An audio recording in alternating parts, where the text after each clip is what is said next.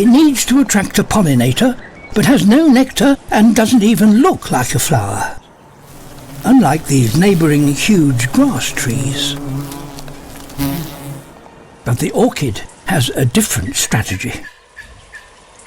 It synchronises its emergence with the brief mating season of the tinid wasp. The flightless female wasp produces pheromones to attract males.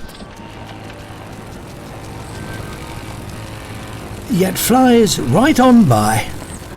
The orchid not only has the same shape and colour as a female wasp, but it sits at the same height as she does.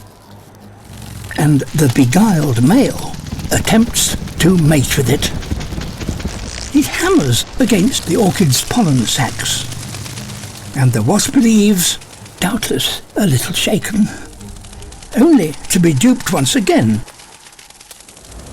The pollen on his back now sticks to this different orchid. The orchid's imitation is even more intoxicating, it seems, than the real thing.